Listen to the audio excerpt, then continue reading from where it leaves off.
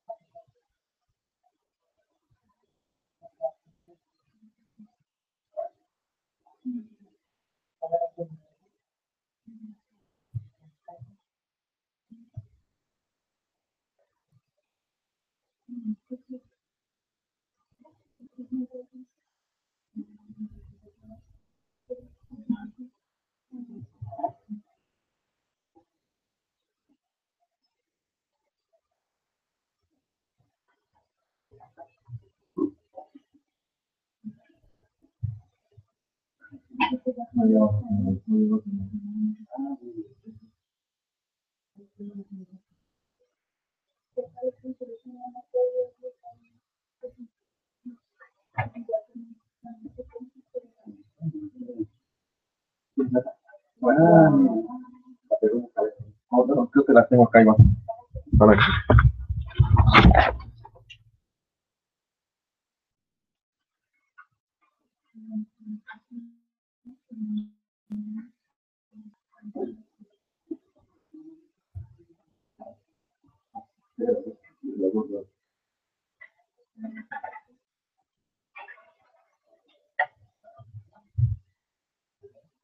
no debería.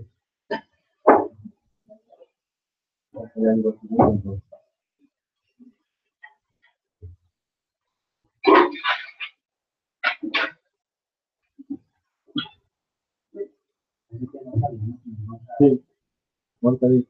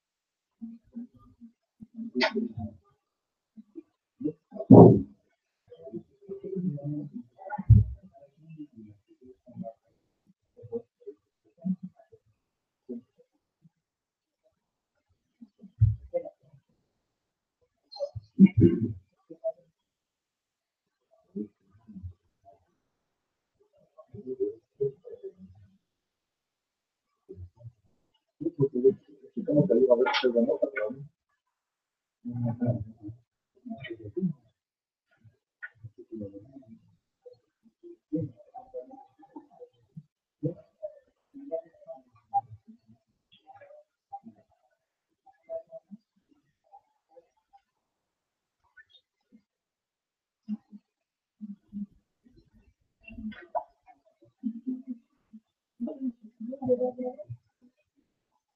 ayuda a él, o a él, a él.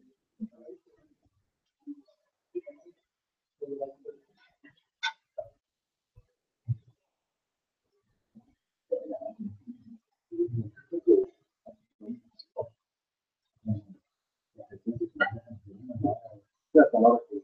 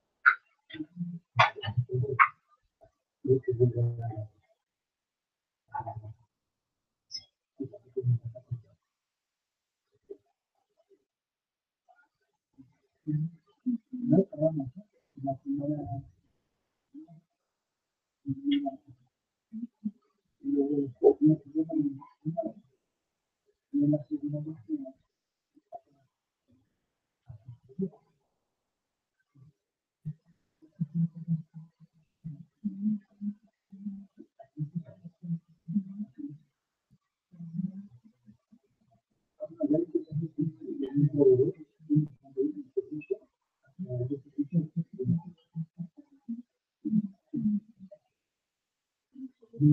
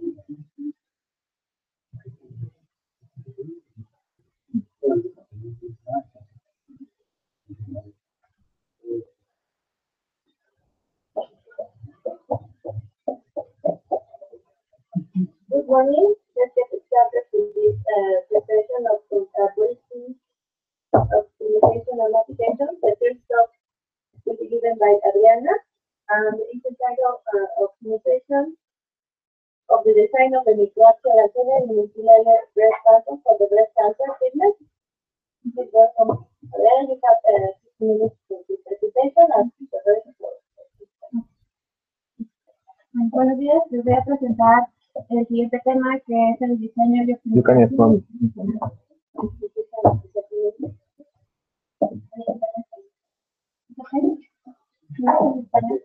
Yeah, and I think so we have to focus to speak in English, even if it is broken English. I submit in YouTube. Thank you. My presentation is optimization of the design of the microarterial antenna in multilayer breast cancer for the breast cancer treatment. The index is the next. Introduction, epidemiology of breast cancer, methodology, and results. The introduction. The breast cancer occurs when cells in the breast begin to grow in a controlled manner. These cells usually form tumors that can often be seen in an X-ray, like in figure 1. We can observe the imaging of the breast tumor in a mammography imaging, or it can be felt as a lump tube. The next, the epidemiology of breast cancer. Breast cancer is the second most common worldwide cancer and is more frequent among women. In 2012, we defined in 1.67 million new cases. According to the World Health Organization, each year 1.38 million new cases are detected and 458,000 people die for this cause. The breast anatomy is composed of a glandular adipose tissue and supported by a loose framework of fibers connective tissue called Cooper's ligament. This ligament provides the shape of the breast, by pulling on the skin. The microorientation antenna for the definition of the decreased layer is defined an antenna as a part of transmitter or receiver system design specifically to radiate or excite electromagnetic waves. The figure 3 shows the schematic of a cable. It's a center core, a dielectric insulator, a metallic shell, or it's a external conductor, and a plastic jacket. This is the antenna microcoaxial that I'm used in the laboratory. It's the Reggie tower, and this is the schematic of this antenna. The diameter is 1.3 millimeters. The therapy of ablation by microwave in breast cancer. The microwave ablation is a technique used to treat tumors with high temperatures. It's a technique minimally invasive and consists that introduce an antenna in the tumor or in the area that we want to treat. During the microwave ablation, an antenna is covered with a catheter and is inserted in the tumor.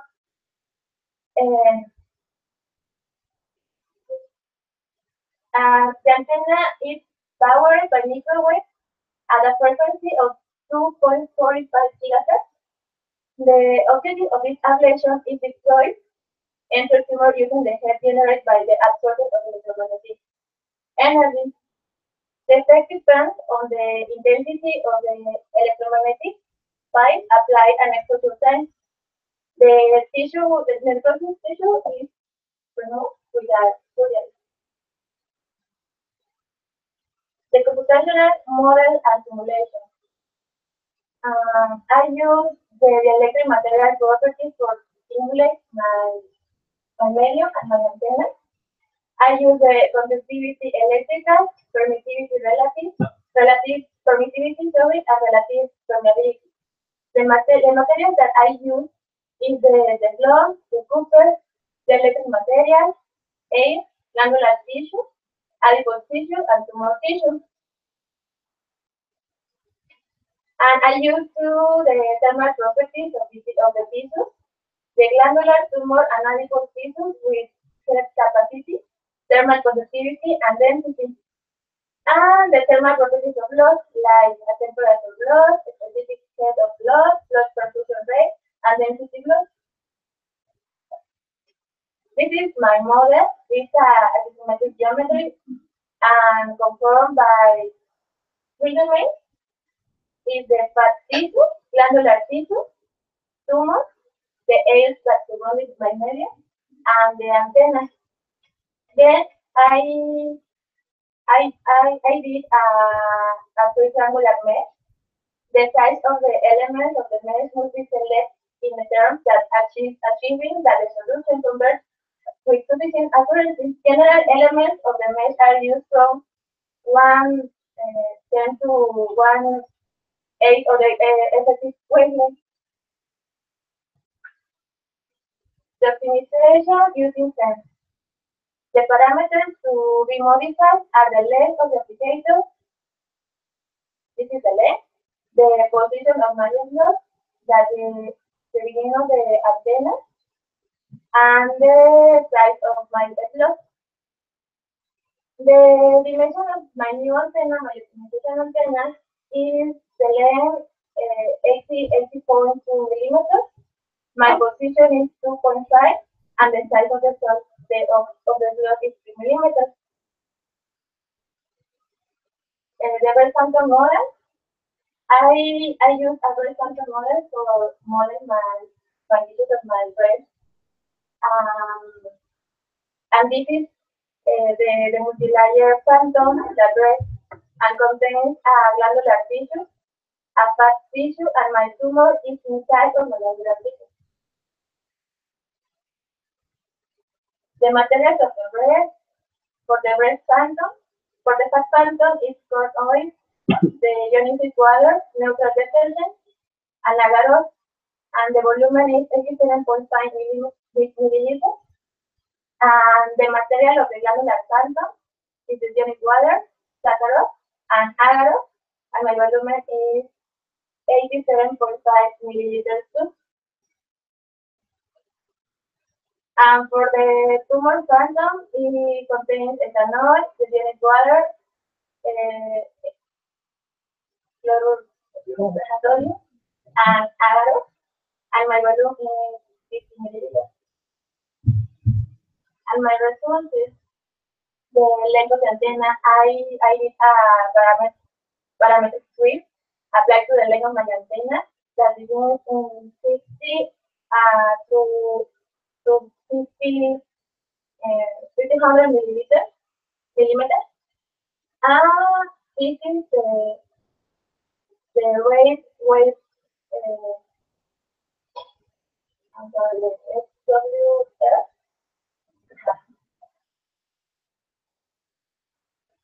And my position of the slot, the parameter sweep, and my size of the slot.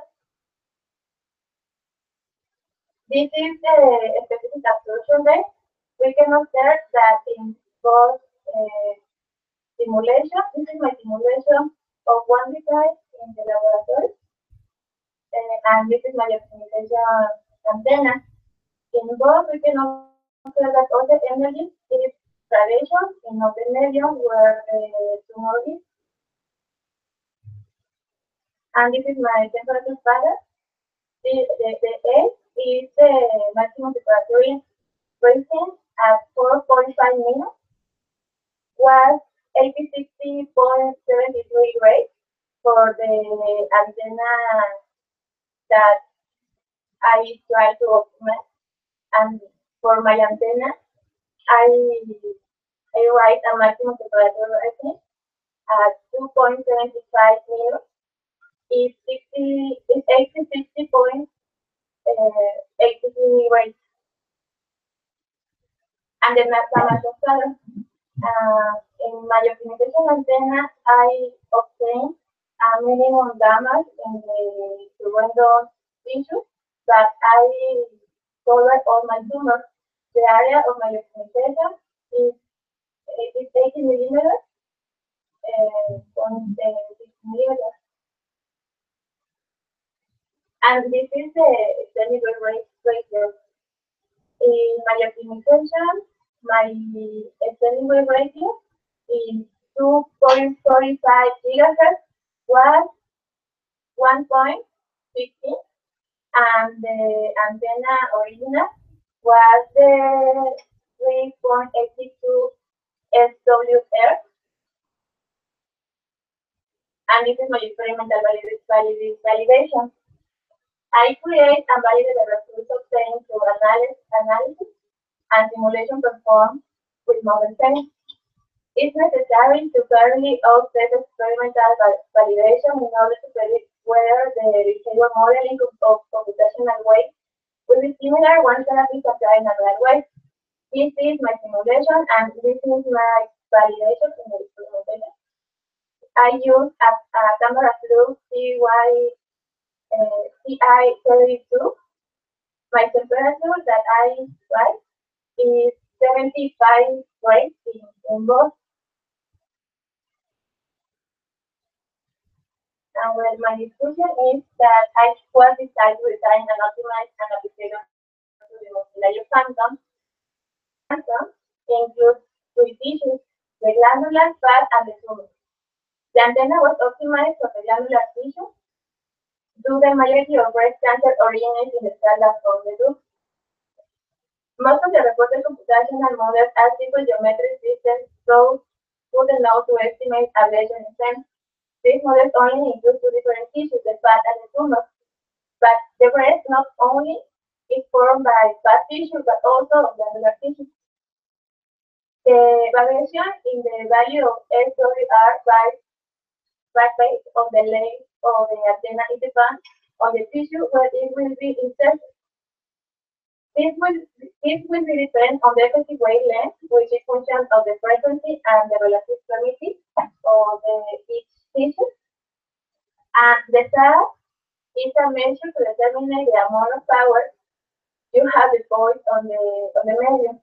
In both cases, the majority of power is deployed in the area of the tumor.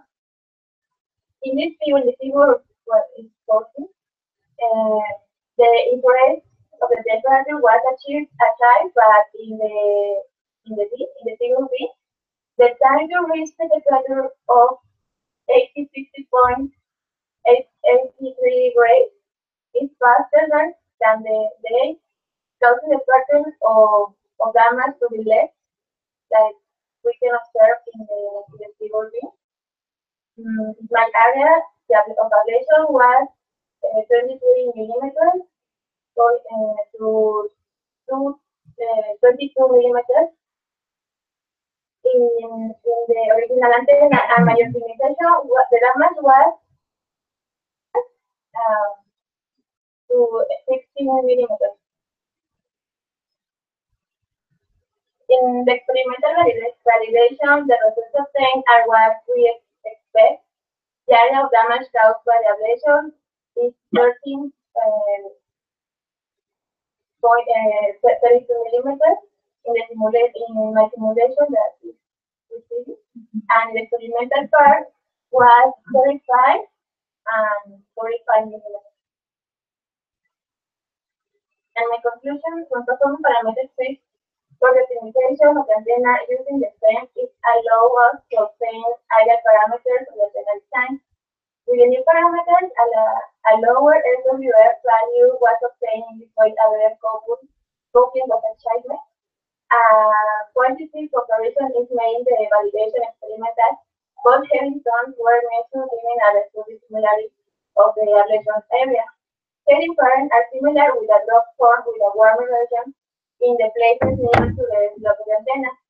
Phantoms have physical and chemical features that allow to emulate the properties of the biological tissues to perform experiments and validate the results of the computational model.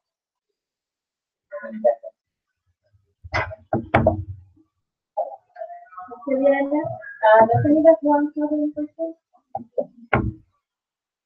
I have one. Well, I don't remember if you were also last year, but I remember that you presented this work or a similar work. The difference between this work and the latter it was the optimization. But I think also you were working in this experimental part also last year, or this is new? This is new. It's for a multivariate phantom.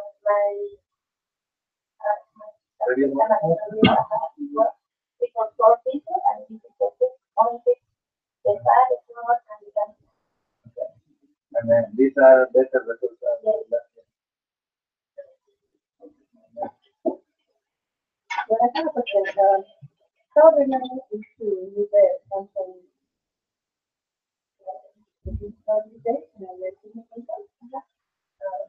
respect to the real If it's similar, I measure the electric processes like permittivity and conductivity. Both is similar and real demonstration.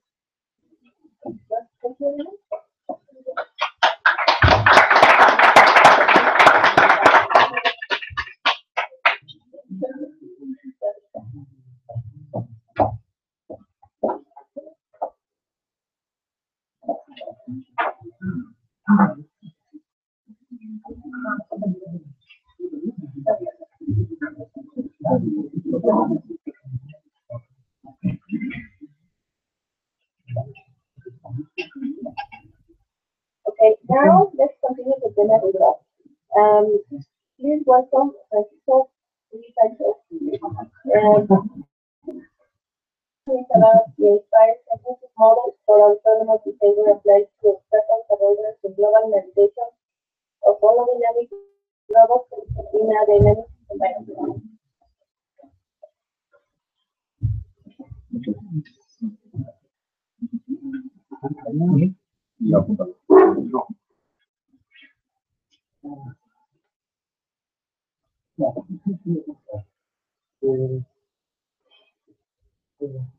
I have to apologize because my accent is very much. What I'm trying to be very clear my ideas.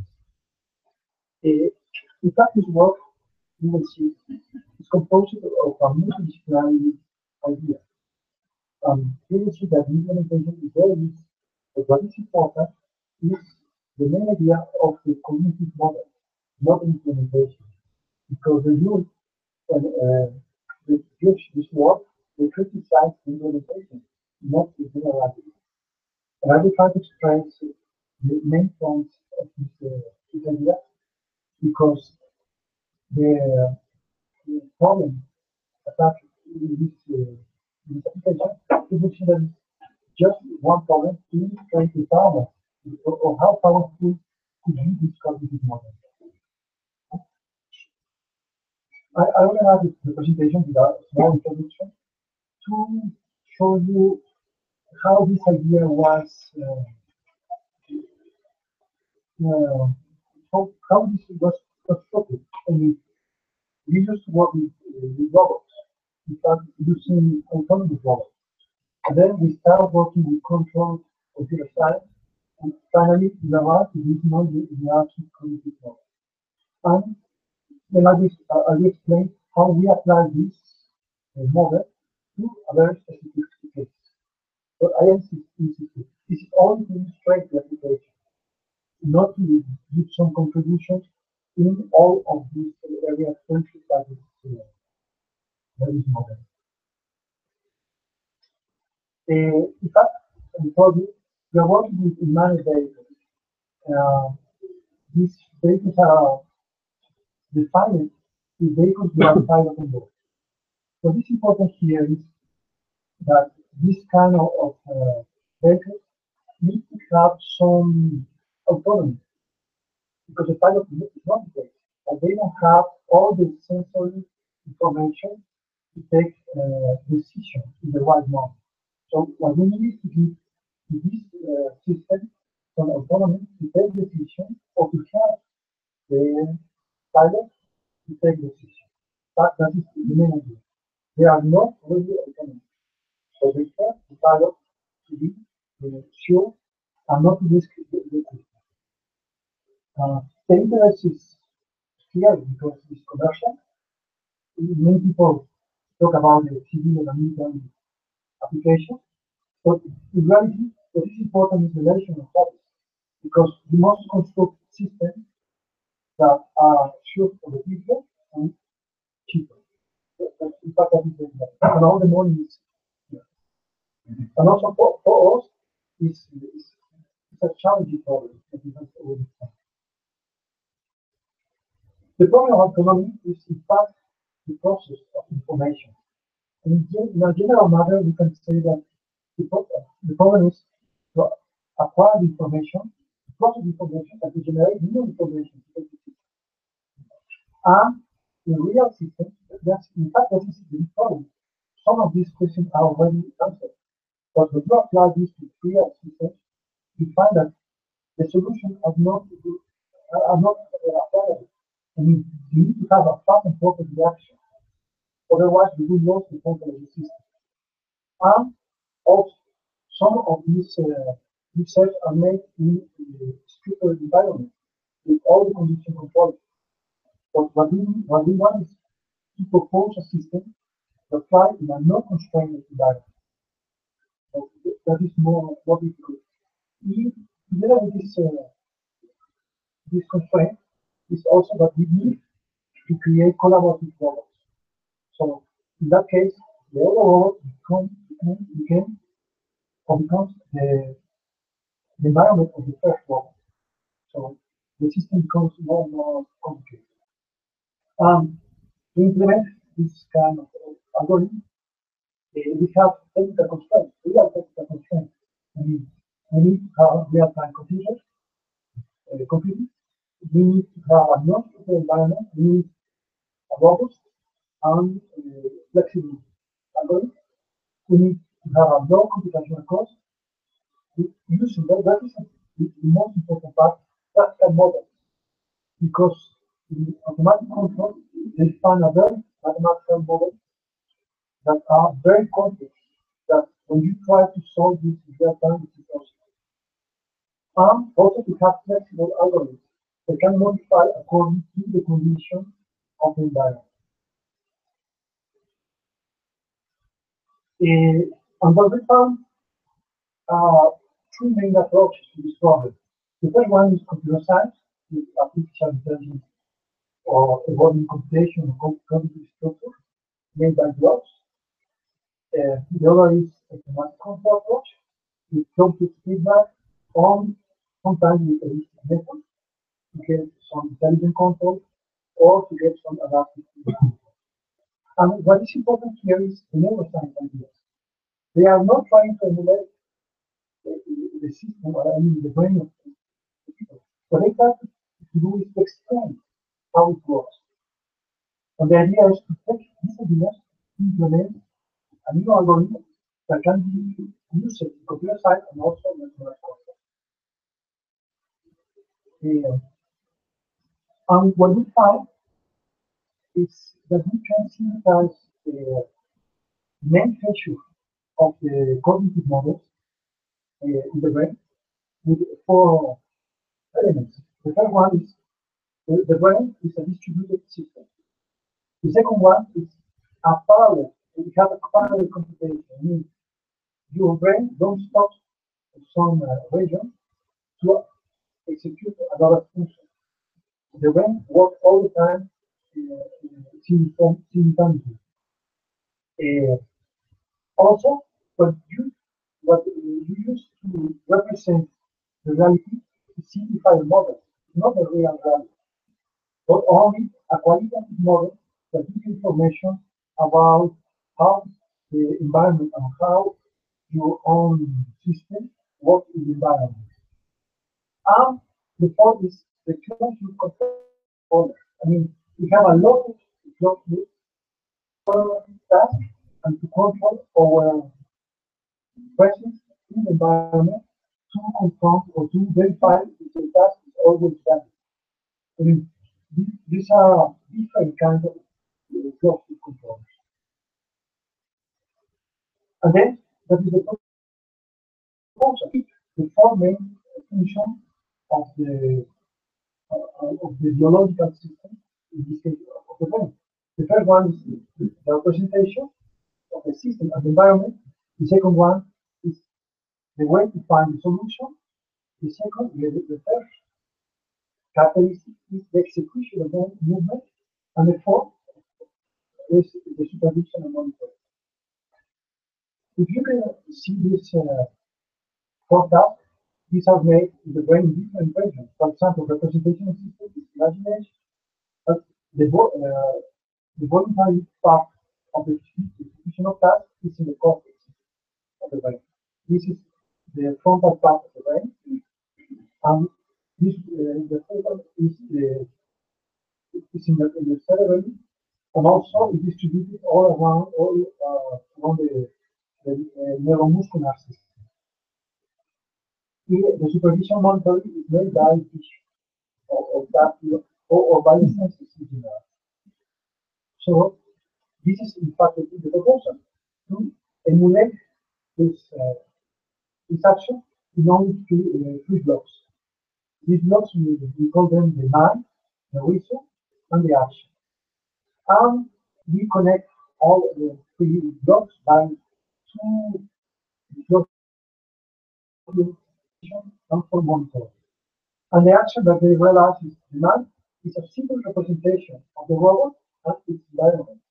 So that is very important because I will do the concept and I will find the solution in the mind, not in the reality. And what is very difficult in this model is to connect the reality with the reality with the imagination, with the model. Uh, the second one is only it's an algorithm to find a solution, but I repeat, in the mind, not in the reality, in the model. And the action will translate all the solution to an action in the real world. That's the connection to the real world. And the last part is the connection to supervise the motion or in this case, the realization of the task, and also the validity of the task. Because sometimes when the plant changes the environment, maybe the solution is not always valid. That is a very big problem that we found in traditional models. But they execute the solution even if the solution is not always valid. So the idea is to supervise all the time as a human being. And that's the application. And again, I insist, this application is only to illustrate how this model can be implemented. So we choose a very simple problem that of a robot navigation obstacles in a flat surface, but with an dynamic environment. Means the obstacle can change the position during the task. We use it for simplicity and our element model. The first model, for example, the mind, as I told you, is the mind is a model, it's the imagination of the robot. And what we did was to transform an image of the robot in a very simple model, in a high contrast image with several triangles, and the obstacles are straight. The idea is the process is very simple to detect the, the obstacle and to detect the robot and the direction. As you see, we choose, but the idea is to choose the most simple techniques to identify the robot in the environment. The second one is the reason, how to find a solution, I mean, to find the simple path to avoid all the obstacles. What we used was to enlarge the obstacles and to find, using potential technique, the best way to avoid all the obstacles. As you see also, it's a very simple technique. The idea is to combine simple techniques to have a very fast algorithm. The third one, the action, is also qualitative. That, in fact, that is very important because the control law is very simple. It's based on the qualitative reaction of the system. Uh, in some way, it's a periodic proportional control. But this action is measured in the image, not in the reality. But at the same time, it is evaluated in the reality. So then that is the connection. The fact of using fuzzy logic in this case to evaluate this good, I don't need to calibrate the system. But the people who used to work with the visual symbolic, they require a lot of calibration, a lot of transformation, matrix transformation. In this case, no. In fact, what is important here is that there is a map between reality and the representation. That is the constraint. That is implicit in this representation. And then we have two control loops. The first one will evaluate the execution of the task. Once we are decided which one is the best trajectory, the system will track with this controller the trajectory. But the second one will validate all the time if this solution is always valid. If the environment changes, the solution is not longer valid, and the system will recalculate the solution.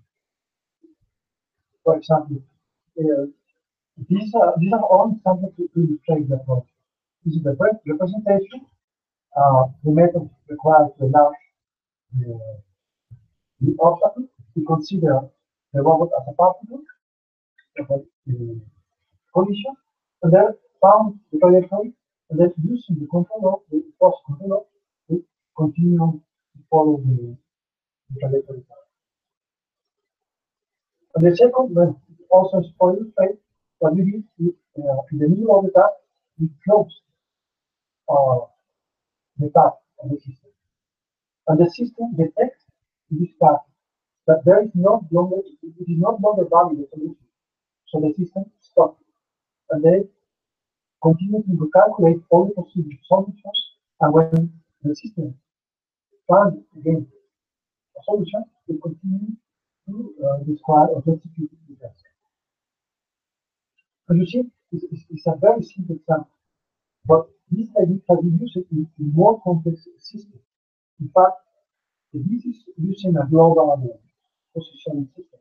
So we have already done some experiments using a relative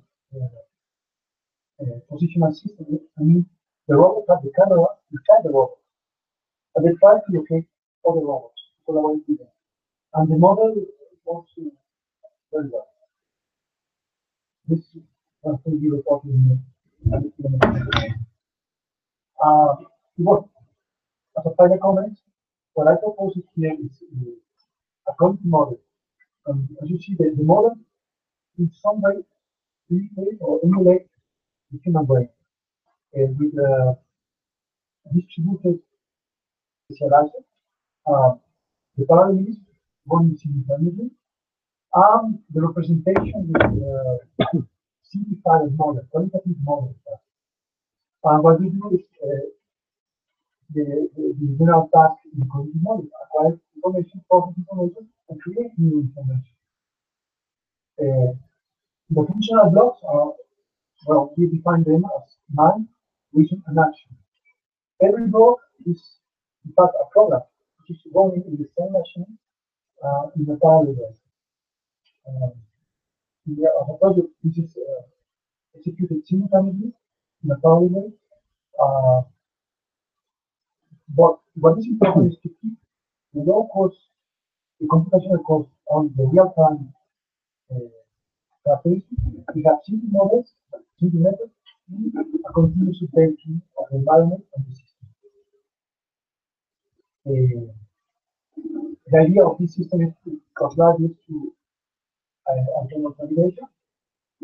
And also, that's important because we also use this system in rehabilitation because the human is the environment of the robot, and the robot must adapt to the environment. Otherwise, the system will have the patient. And what is important also in this application of rehabilitation is that the three main factors of rehabilitation is that the patient must have the attention to the emotion, the mechanical motion, and also the imagination. So we have the same element. So we don't create this in a robot that we interact with a human. No. So the other is the blocks in the panel, the mind, additional reaction.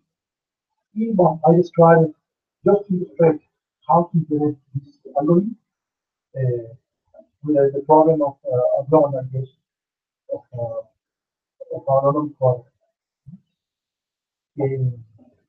The problems that we already have is that the relation between the model and reality in a real time not always is easy. So if we are working with imagination, we must be sure that this imagination is correlated with the reality. And we need to establish the conditions to assure this solution. Uh, Also, the problem is the continuous update. This is a computational code. And the synchronous performance. Because sometimes, as also in the brain, there are blocks that are faster than other blocks. So we need to compensate the delay on on or latency of the system, maybe with some predictive techniques. Uh, Thank you very much. Does anyone have any questions? Very interesting, very interesting. As I understand, all this job was done in Italy, right? Yes, yes. And for example, if you need to implement this technology, for example, at the beginning you were talking about drones, and because we need parallel processing, it is better to use FPGA rather, for example, DSP. It depends, yeah. Because there are some algorithms that are not associated to this programming. In fact, the problem that we have with drones is because there are embedded systems with multiple processors. And the problem that we already have is the synchronous because we must adapt to the flow and also we connect to a PCB, to a master PCB. But the idea of this algorithm is to simplify everything. Yes, okay. For example, you want just an example. because this is how this idea was formed. For example, in this example, what we were trying to inspect components, different components. So what we did is to take a picture, to make a high contrast image, and then analyze. So the problem, if you want to do commercial system, you know, is there to teach or to make them the system the real conditions, proper conditions. And that is not possible because when you are in a production line, you give you the call the drivers, the most tough position of the time. So the same method works. I mean, what we do is to create a model. And with imagination, we create an ideal image. And the ideal image is compared. And then the reason is to select, in this case, we use the image to train a neural network. Then the neural network is the reason of the system compared with the real system. They give you if the component is okay or not. It's another application, but it's the same idea. Imagination, reason, and in this case, execution of the of that.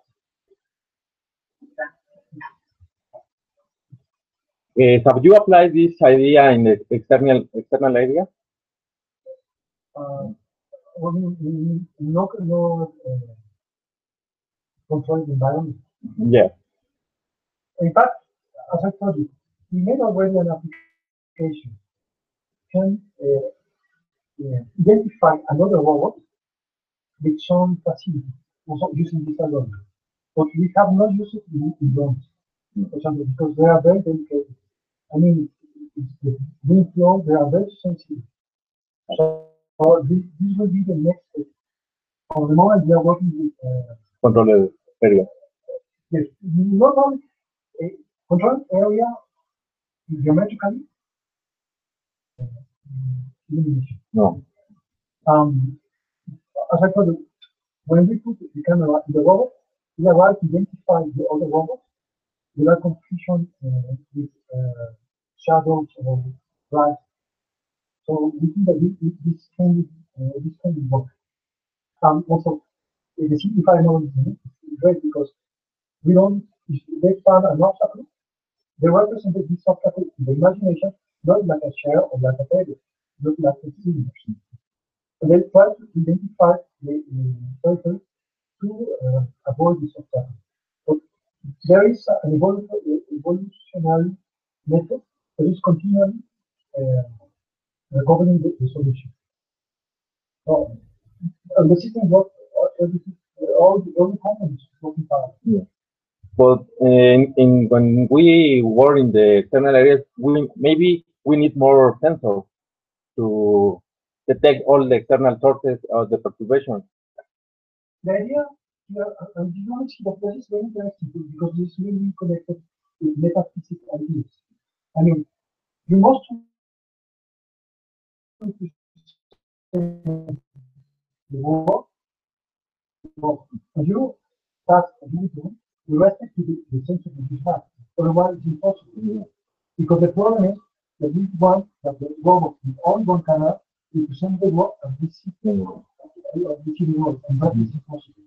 Otherwise, The computational cost. Yeah. see, the idea here is idea, and then to get complex. Thank you. Anyone else?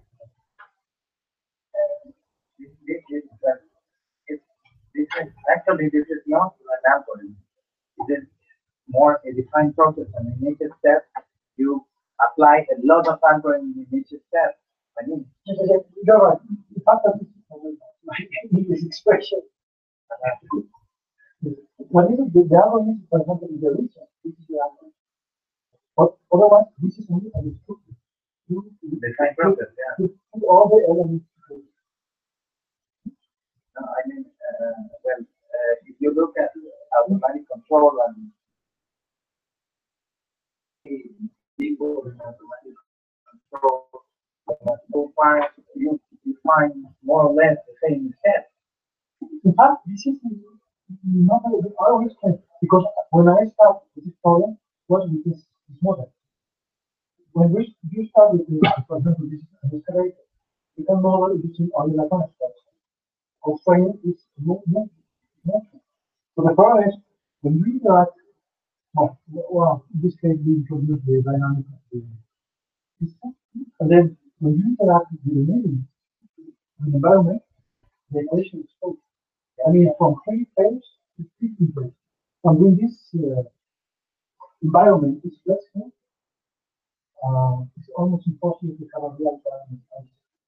So what we decided to use model is to modelize every single system uh, in a block, and the systems are running independently or communicated to each other. As it was a reality. But, after that, when we saw that it was more important to simplify the model. In fact, that is the problem that the difference with the contract. Because what they try to do is to find a mathematical model that covers all the possibilities with the system and interaction with the environment. That's why we decided to combine all these. Thank you. Thank you very much.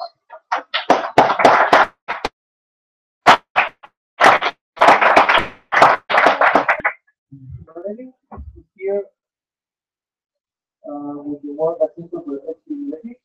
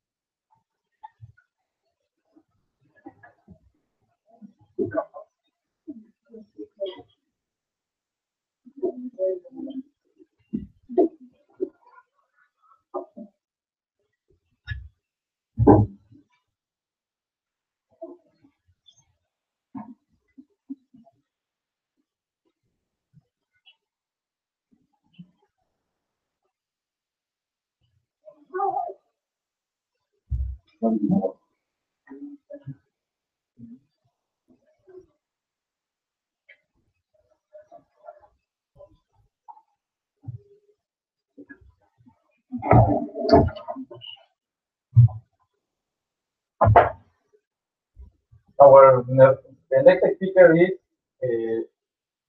Sergio Luis Pérez.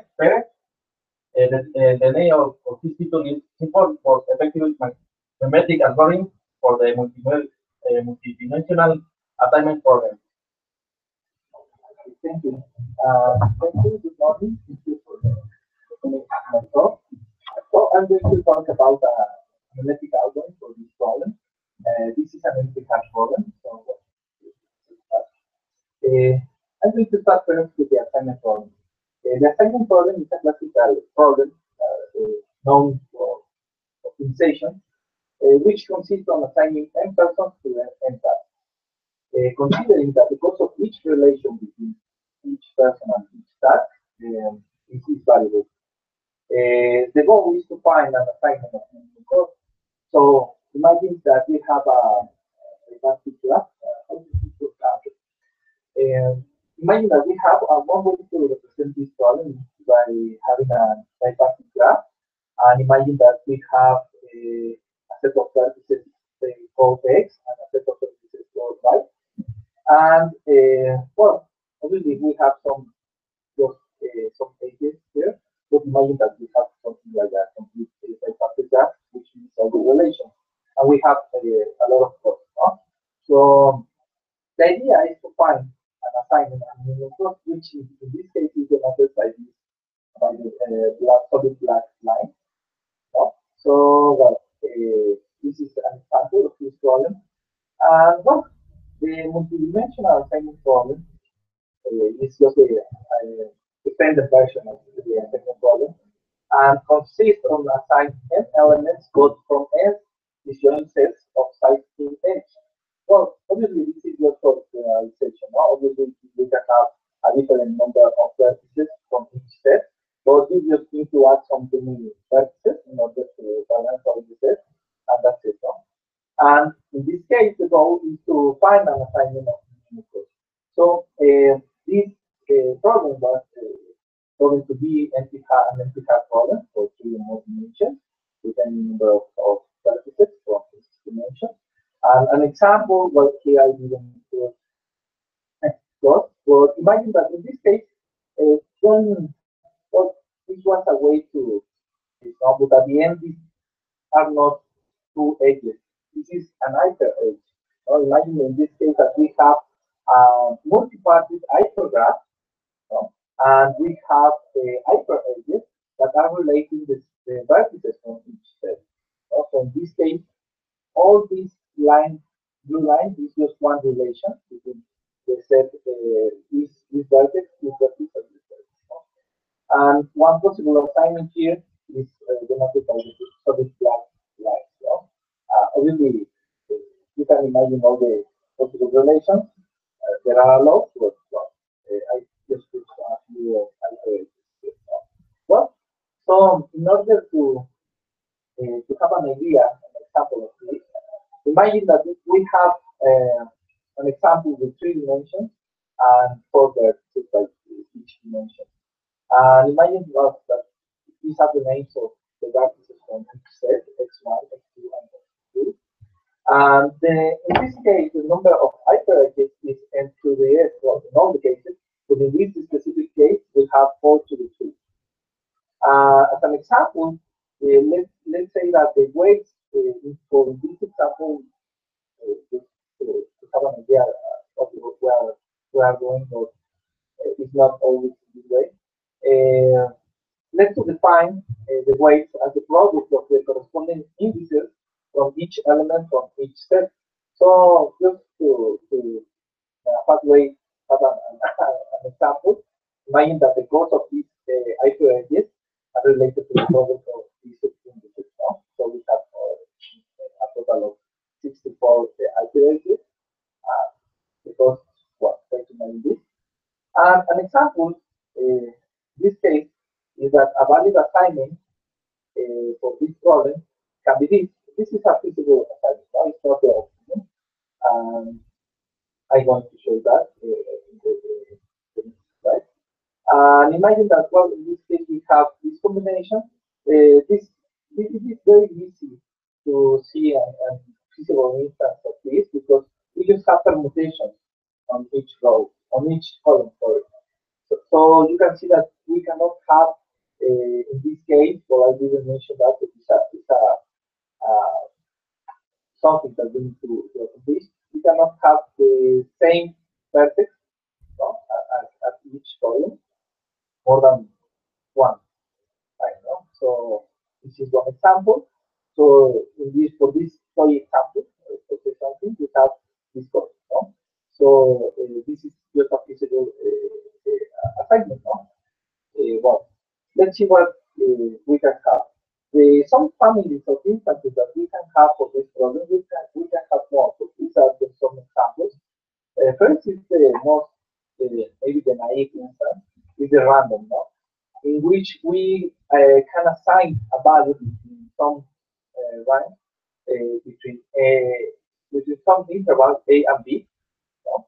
And we can assign it in an uniform way of the code for all of the iterations. This is another family, which is the family C, in which we define a total of S party graph, in which we have something like this, and we have all the relations between each pair of party graph, and then we can put cost, and then the cost of one iterate is the sum of the cost of each of the edges from for all the party graph, no? And and then what else? And that's it. And the square root family is similar to this family, but instead of have all just the sum of all the relations, we calculate I'm not sure we elevate to the square each of the base of the code, or and each of the combination of the party graph, and then we elevate to to the 2 each value, and we make the sum, and then we calculate the square root of this value. No? Well, these are some families of instances. There are more.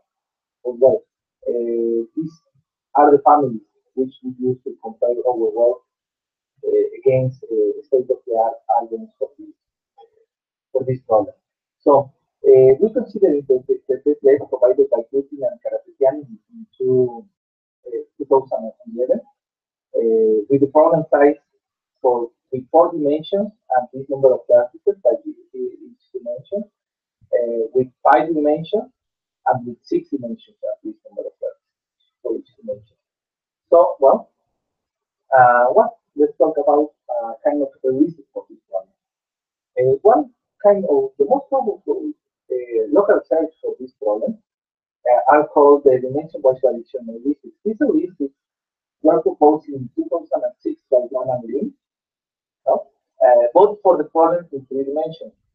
And then they were extended by Putin and Karapetian in 2011 for the problem with many dimensions, and they were generalized by another work that we published this year. It's the same for many dimensions, but I'm going to explain the difference.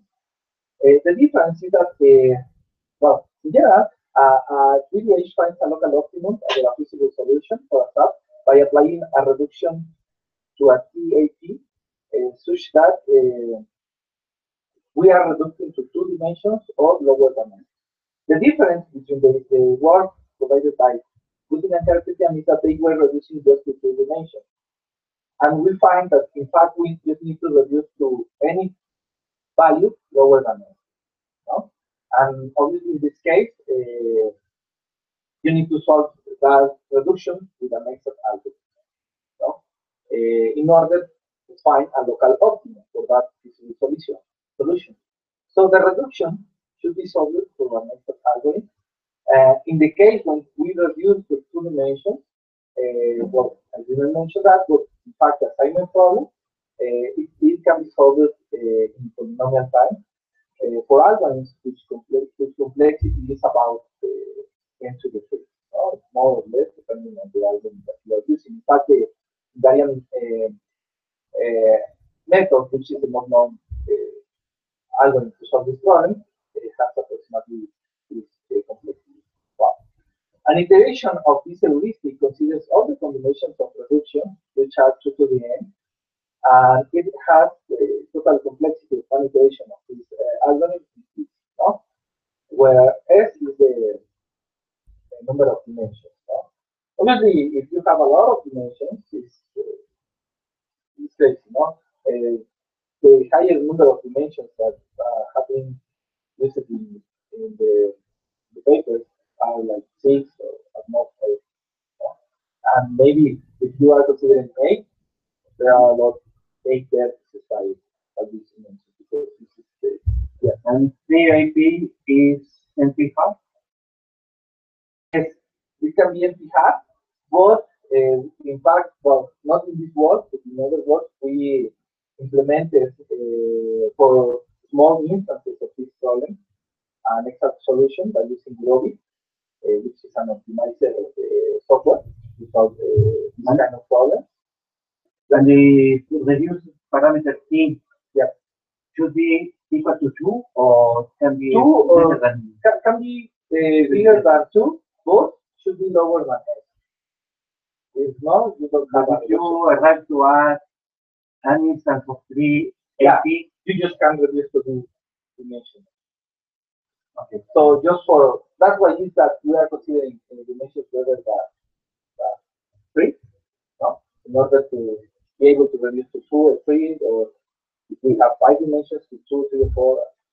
So, yeah, and well, an example of that we are considering something that we are considering in our work, this work, is this kind of reduction. Imagine that we have a problem in 3 dimensions, and we want to reduce. Well, we only can to reduce to 2 dimensions, but we can have as many as 2 to the s possible reduction. This is one. Imagine that you choose one dimension, and you are going to fix that dimension against the rest. And you are going to create an assignment problem, a problem in two dimensions. So how can we do that? Just to consider all the rest of dimensions together. This is 1 to 2, 2 to 3, just one if it were one there. No? And then this against the rest, we have all these possible combinations. We apply it here the variant method, and then we find an optimal solution for in a local space, no? For this problem. So in this case, this was the example that we have, no? And we apply it to the algorithm, and we have a new solution. Obviously, all the complete iterations consider all the possible combinations. So in another iteration, maybe you can choose the dimension 2, no? And to fix the array and to make the same process. No? And you can perform this until no improvement is reached. No?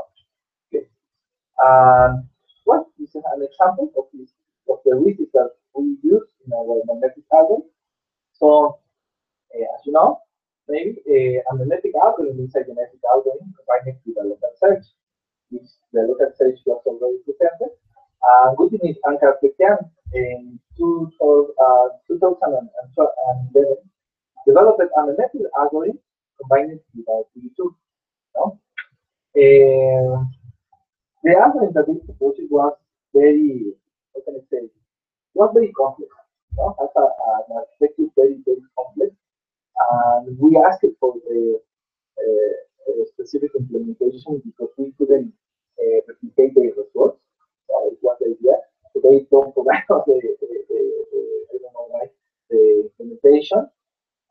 Well, we decided this is why we decided to do a very simple algorithm because in that moment, we were believing that it was just all the, how can I say, the most important thing in the magnetic algorithm was how hard or how good was this local search more than all the structure of the algorithm.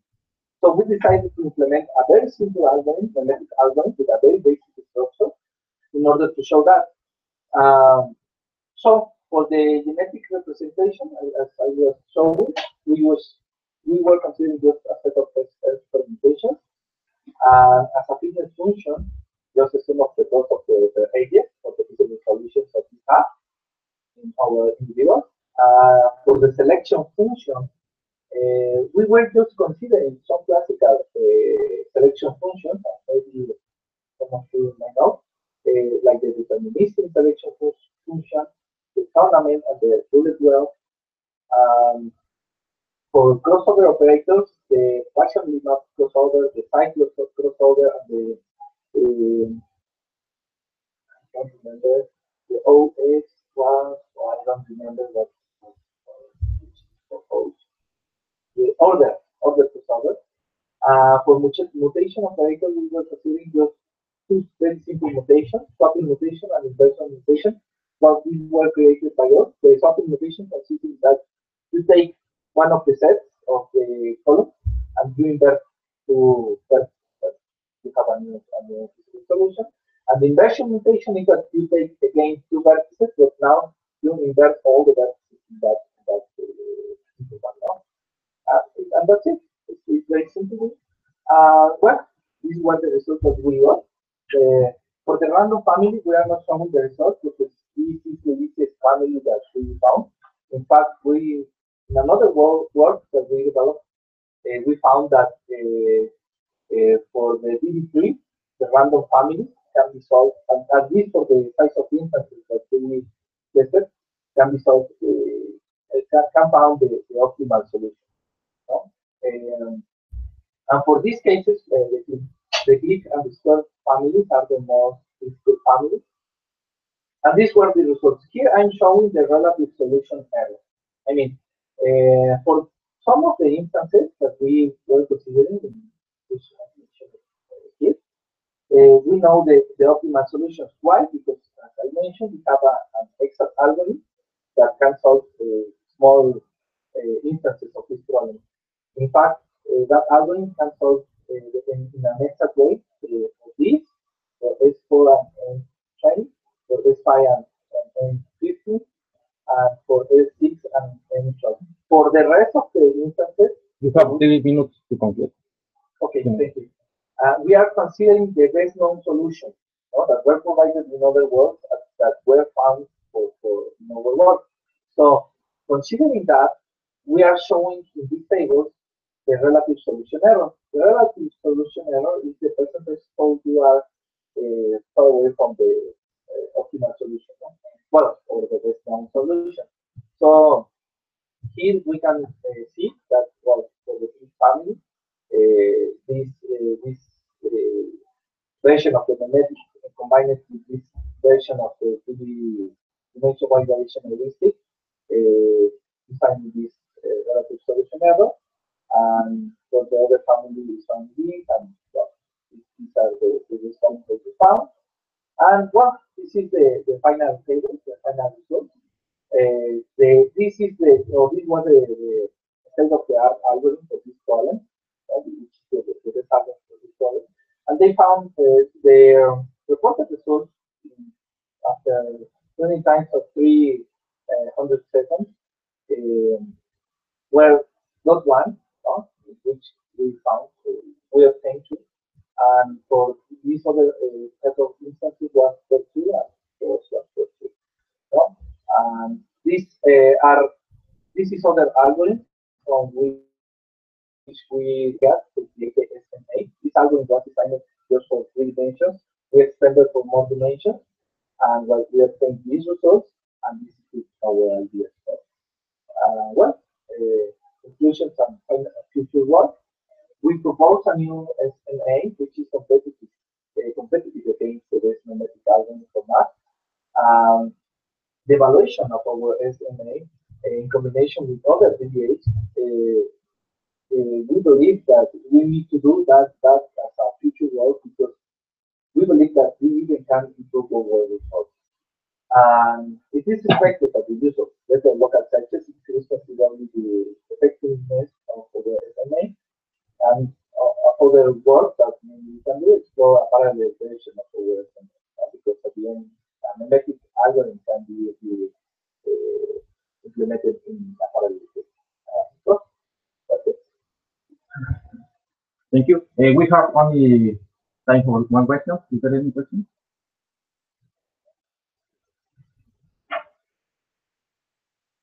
Thank you. Thank you for the presentation. This is the recommendation. Okay, thank you.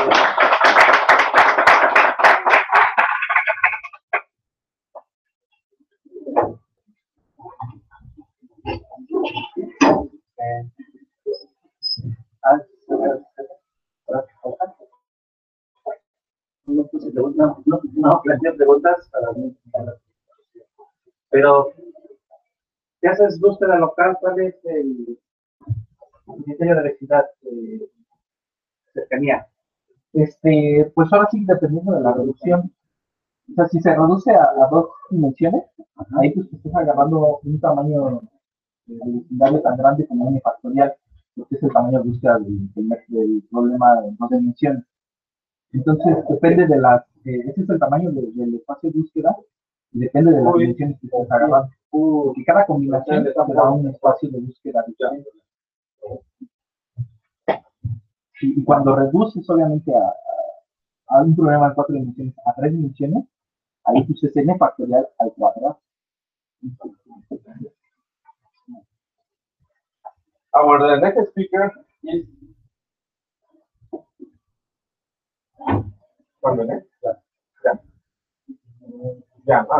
Jan René Aurora. The title of his work is Sample Approach for the Numerical Laplace Transform and its FPGA implementation. Thank you. Thank you everybody for coming. I come from Guadalajara, and I work in the implementation of the numerical Laplace transform. As an introduction, the Laplace transform was introduced in 1985.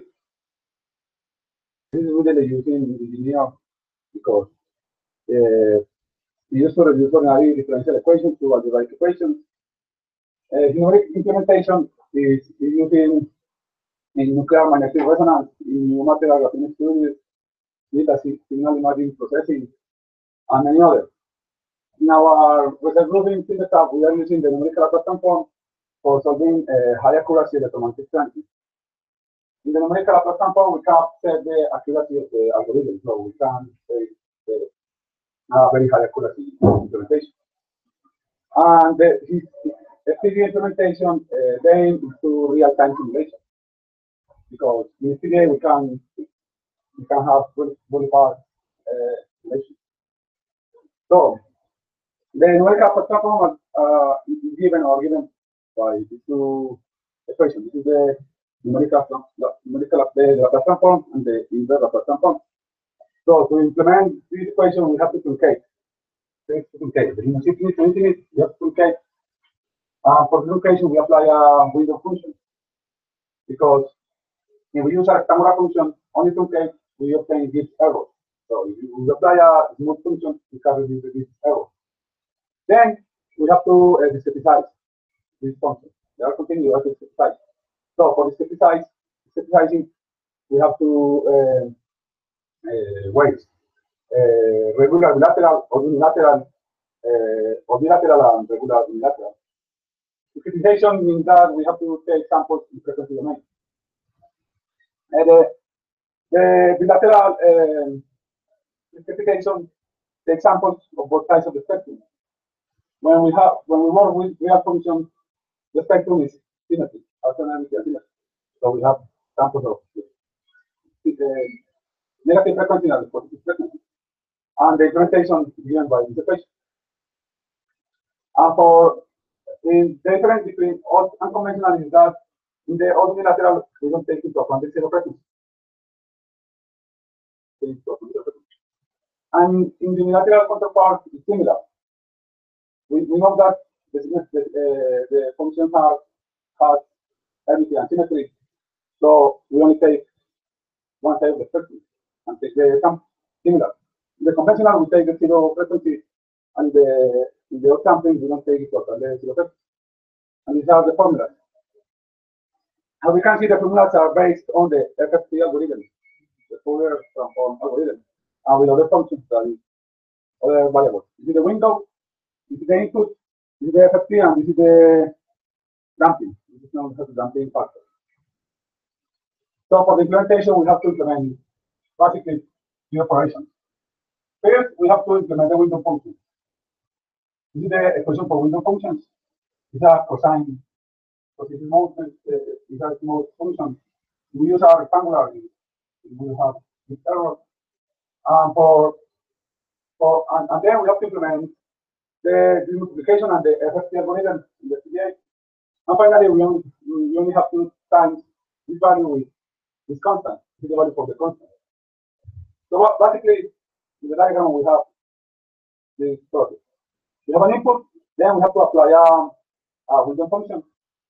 Then in the odd sampling, we directly take the FFT algorithm.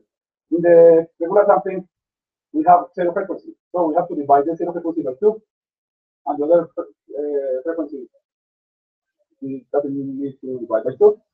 And finally, we times by k. In the regular sampling, we have a real value k. In the odd sampling, we have a constant value, so we have to divide the operation complex and real, because the CDA is only complex numbers. And in this part, we have the double of computational incorporation with regular or something. In the implementation, we use a VFX card, the data sheet of the card. And we use 6-point implementation in the numbers, and we use Verilog and VHDL hardware language description language. And this is the number of representations. As I mentioned, we have an input. The input is complex. We have a real part and an imaginary part. Then we have the function, the window function, the window for computation. And the multiplication between these two variables is another variable, the k. When we use pixel for representation, in its multiplication, the bit is the sum of these two values. means one, because one gate is for thing.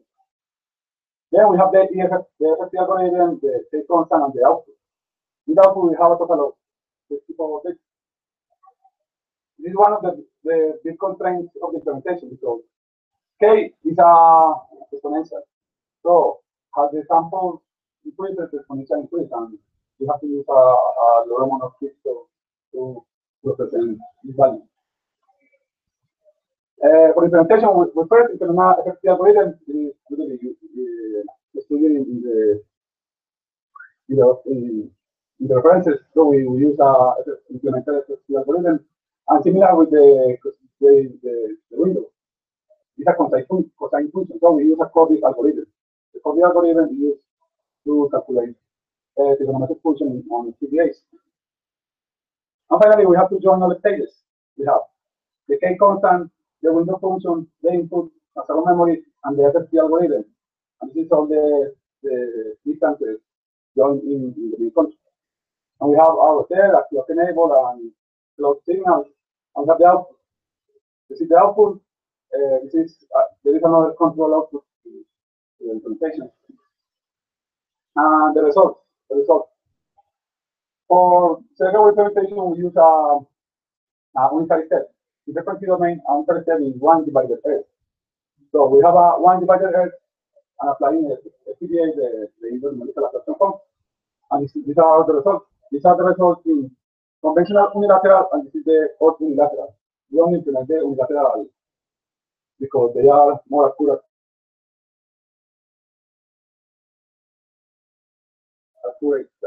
Analytical, the implementation in PDA and another implementation in MATLAB.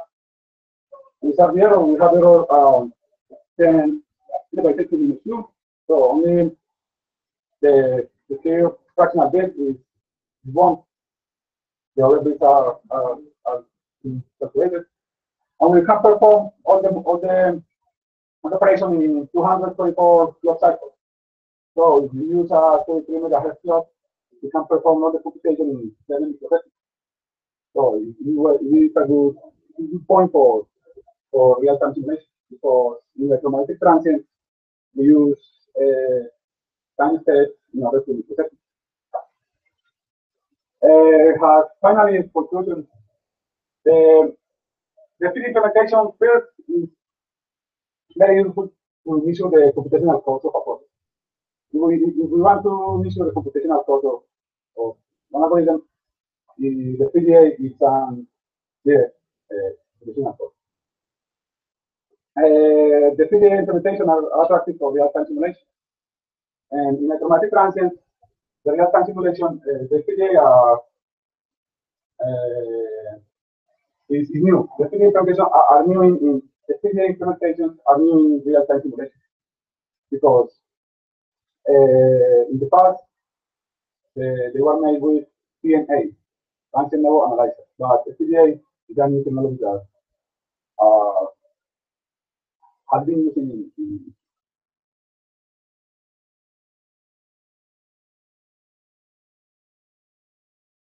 simulation. The energy algorithm in issue data, for the issue data are evaluated in S equal to J omega without damping. The difference between Fourier transform and Laplace transform is the damping, the C value. So, in the numerical Laplace transform, we use a C value. So, let me show that a spectrum analyzer or another instrument use cannot be used with the energy algorithm.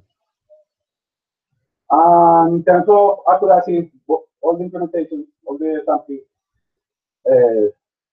gets good results. However, regular sampling performs a lower amount of computation because we use real numbers, it's a complex numbers. This is and this is some of the references. The implementation of the energy algorithm is something new. There is no in the literature, only in MATLAB, not in the CDA. So there is no point of comparison with our tools, so only with MATLAB, but we don't have implementation. And it's also common part. Thank you. Is there any question for the speaker? Have you tried this approach on a real signal, like a microphone signal, or? The problem in applying with real signal is that we need signals in frequency domain. And normally signals in frequency domain are evaluated in S equals to J omega. We need a damping factor. So this is the big constraint for our for the application of the algorithm in CDA. The application that we are doing is for real time simulation. We can test relays with real time simulation in the CDA. Any other question? I think that this could be very important, for example, for control, because if you can have, you can transform time signal to Laplace space, and you can solve whatever you want, and then conduct it, because in control, the degree is only represent the problem in Laplace representation, and then we work with the time space. With this, we can change the space to solve the problem in a real time, and then come back to. Or we use this thing, but in MATLAB. In Harvard, maybe for robotics or another application, maybe, but in Harvard, it's a new tool, so we need to explore more about it. But it's a good point. In application, I think it could be very important. Maybe I don't understand now.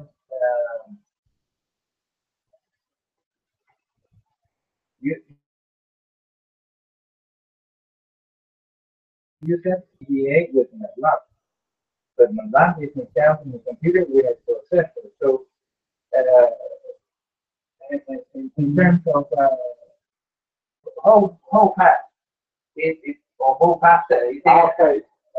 the FPGA implementation against this processor with this MATLAB tool, or I was comparing in terms of accuracy, but Okay. in terms of speed, the FPGA is the best. The better. I am using FPGA, and the FPGA is I think that is the most fast device that we can use.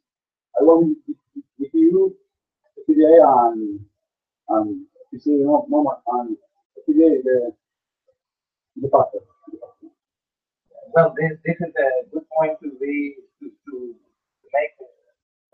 make your case. I mean, to put in front of well, I mean, I think you said nothing, just a comment maybe on the velocity of your implementation. That it is interesting because well, in terms of automatic control, I would like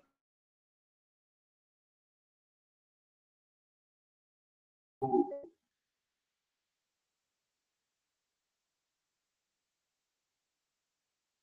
use transforms. There are a lot of transforms. Yeah, but This is only we only work with the numerical transform because it's our principal tool in our tools and obtain another thing. in the FPGA. You can try. Currently, I only try with the FPGA and with filters. With thing with numerical transform and with filters. With the rest information, use it. Here. Is there any other questions? Thank you for the presentation.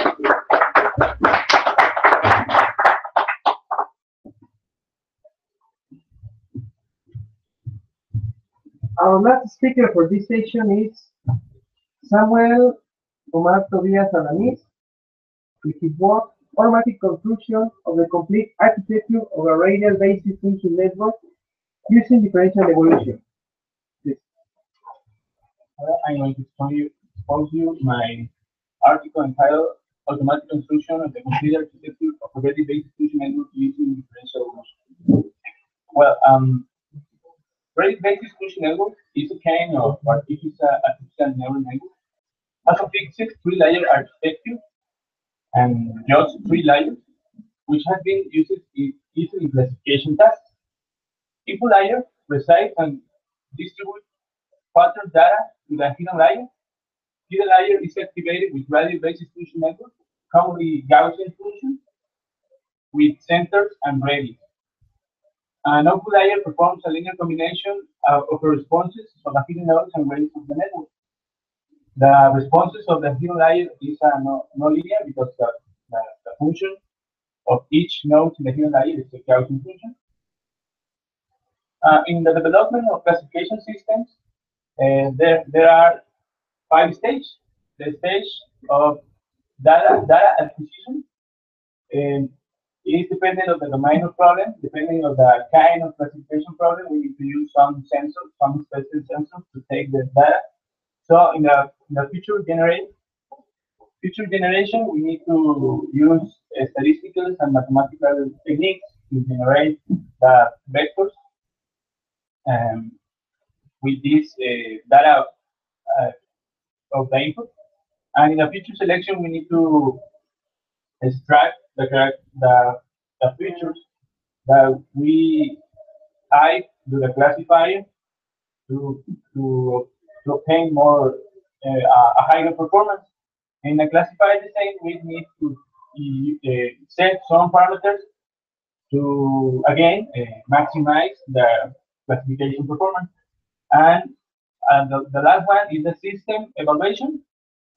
When in this stage we have train and test patterns to get how to get the performance to see the performance of the of the system uh, in the training of the RBFN input layer is related to the feature selection task, and the hidden layer is related to the classifier design. So this board proposed an evolutionary approach to build RDFN by using the differential evolution algorithm, considering simultaneously the stage of feature selection and classifier design. The works in literature commonly just focus on the design of the hidden layer, and there are a few approaches that address simultaneously that judgment of the input and the hidden layer. So the classical training of the RBFN is performed by a hybrid learning algorithm. The stage one is define the number of hidden nodes. Step two, calculate the RBF centers. And normally, it's with a clustering algorithm, and normally it's very commonly that in this stage is used the Cummings algorithm. And the step three, determine the RBF ready basis on the centers. And step four, the weights could be directly calculated with a Selby inverse matrix. Evolutionary training based on the differential evolution is compared with the exhaustive training approach based on classical training. Evolutionary training requires a representation of the solution, RBFN encoding, and objective function to evaluate the RBFN architecture in terms of classification performance and complexity of architecture or architecture complexity. Okay, the encode RBF parameters. We have input nodes feature. We have the individual with three parts. In part one is the input nodes. In part three is the hidden nodes. In part node, and in part three is the center. The section that encode the D input nodes and the H sub max hidden nodes are randomly initialized with a uniform distribution distribution in the range 0 to 1. To determine which input node and which hidden node is enabled to participate in the evolutionary process, we use a activation rule that say that a node is enabled if and only if its respective encode value is rated to 0.5. Otherwise, the node is no enabled, inactivated. Centroids are initialized with a variant of a Camin algorithm which avoids empty nodes. And radii on the RBF are calculated using the arithmetic mean of the distance to the P netted centers, and P equal to in this case. And weights are calculated using the last squares method with the matrix with a pseudo-inverse matrix. So this is an example of RBFN encoding. In this case, we have so we already told you that we have the individual in three parts: the part of feature, the part of hidden nodes, and the part of centers. The part of feature is in this case the feature 1, 2, and 3 is enabled because the rule activated, and the node is the hidden node activated or enabled is 1, 3, and 4 equal for the rule of activate. And the centers are initialized with a Camin's algorithm that avoid empty centers, and these centers are initialized just in the enabled centers are in the respective dimensions. So okay, that was with respect to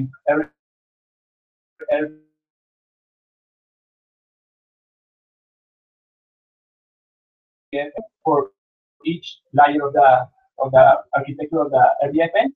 The feature selection is with the feature selection is measured or quantified with the minimum redundancy, maximum relevancy criteria.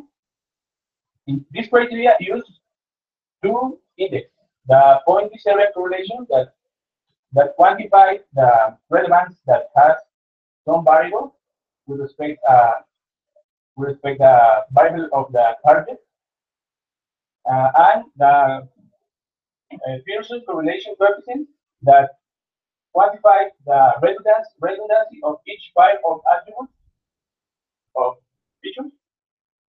And we have these two indexes in this criteria, and this index of minimum redundancy, maximum relevancy. So for the classifier design, the coverage range of the RBF in the feature space is maximized, while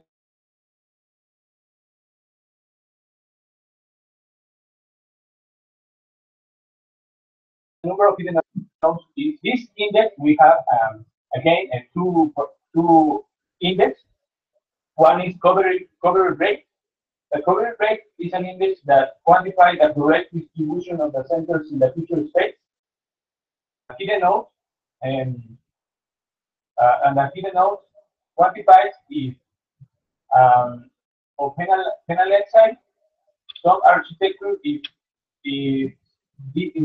that individual initialized individual has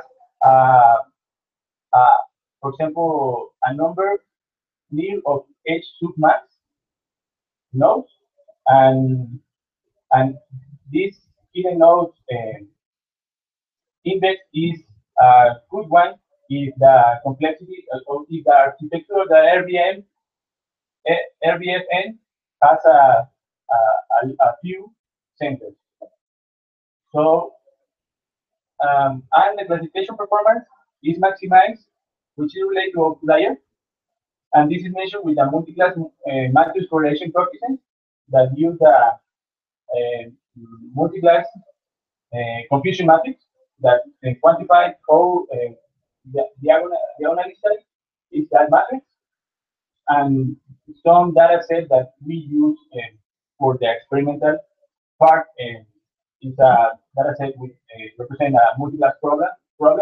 So for that reason, we need to use some index that could be quantified that point.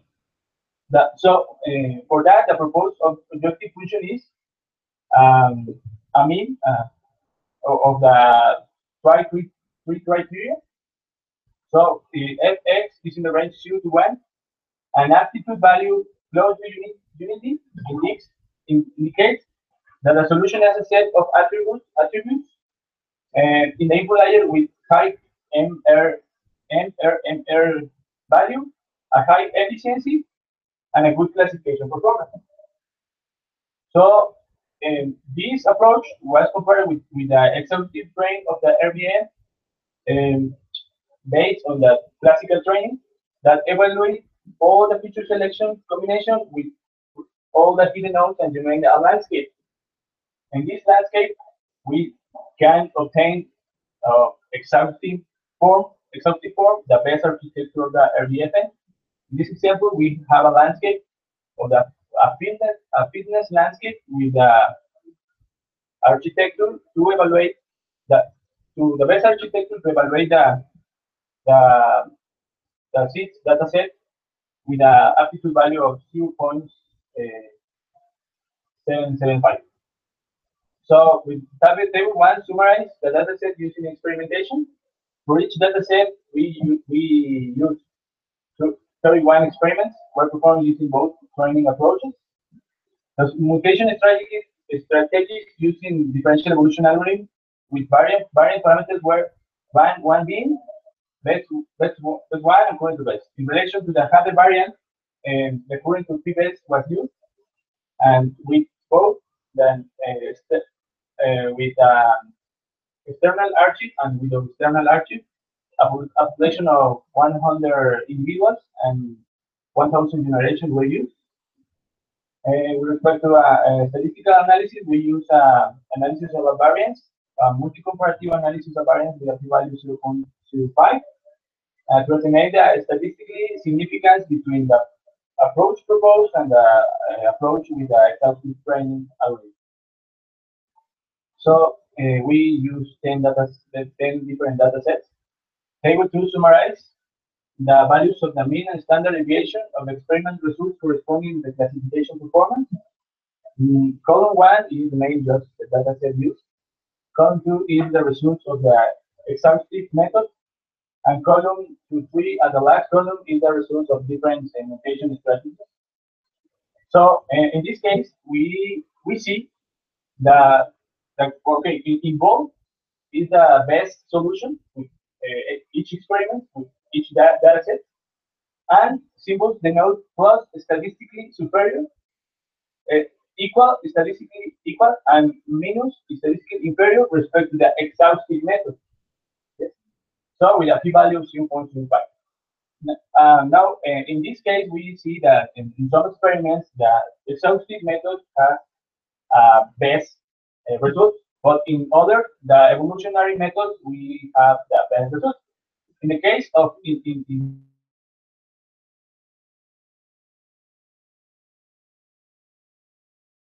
particular, in all the experiments, we can see that all of these are or statistically equal or statistically superior to the exhaustive method. No? And in this case, we can see that current to best strategy has the best results to respect the other evolutionary strategies that we use. In this case, number of hidden nodes, summarize the values. Okay, it's the same main and standard deviation, and the symbols denote equal with respect to the exhaustive method. In this case, lower values are better because we want to reduce the complexity of the architecture of the method. So in this case, we see that the best values that we obtain is with the higher variant. But in this case, is again the current to best variant is or equal or superior in terms of significance statistically with respect to exhaustive method. In the case of percentage of selected features, in all the case, well, in almost all the case, the exhaustive method has the best solution, has a solution that minus feature selected, but it's easy to see that the other variants of differential evolution has a statistically inferior with respect to method exhaustive. And in like a conclusion, a future work, the RBF encoding was performed with real values without use mixed coding or variable length. In other approaches, when that we saw when we are study the state of art, we can see that in this system, so in these works, it's commonly that the research considering variable length in the codification of the individuals and mixed and mixed codification. For example, in the future codification, the part of future codification is commonly that use binary encoding and real encoding and it or lane encoding and that is and that provokes that the skeleton of the differential evolution algorithm uh, is modified in the some parameters. The classification performance results in table 2 reveals that the proposed approach performance is statistically equal or superior than the exhaustive approach for almost all the datasets. In general, differential evolution with current to base mutation strategy obtains the best results with respect to classification performance and with respect to other classification evolutionary algorithms.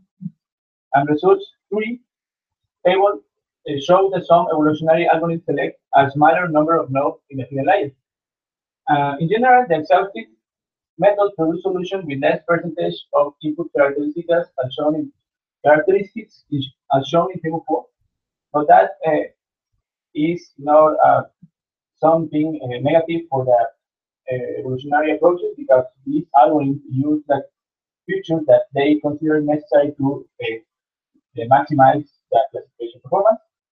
And future works considers the multi-objectivization of the proposed algorithm by optimizing simultaneously the three criteria considered in the proposed objective function in order to get Pareto optimal solution. And this is the reference. Thanks for the attention. Any questions?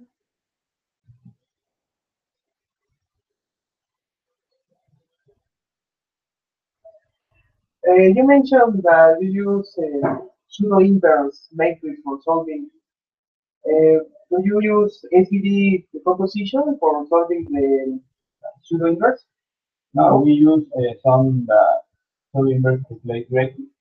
So we just delete the nonlinear response of the hidden layer, and we nonlinear response of the hidden layer with the training patterns, and we get a matrix with that nonlinear response, and just we need that and a binary vector form with the target uh, with the objective target, and we can do the objective calculation. We need to use that. You compare them, these approaches in terms of computing numbers. I don't know, but in terms of speed, Speed. how this is working, or what is your experience? Yes, we have a table with times, but with a question of the space in the article, we not put the time table. But the time is more faster than evolutionary training. It's more faster, and we see that in data set with higher uh, higher features, higher dimensionality, like vowel recognition data with and one recognition data with 11 and 13 attributes. Because the exhaustive method, the system method evaluate all the feature combinations, and all the feature combinations is another exponential to the minus A lot of time, yeah. yes. So for that we use we use the data set with race attributes, but uh, this is a beginning in this case because we just to see the performance of the evolutionary training. So in future work, also in aggregate multi-org utilization, we aggregate comparison with other everything strategies and more data set with higher dimensionality than that we use in this.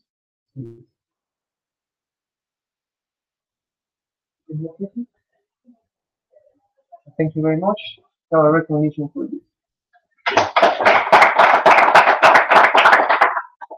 Well, that's how we finish our session. We would like to invite you at 12:50 our next session on imaging processing here in this room. Thank you very much for attending.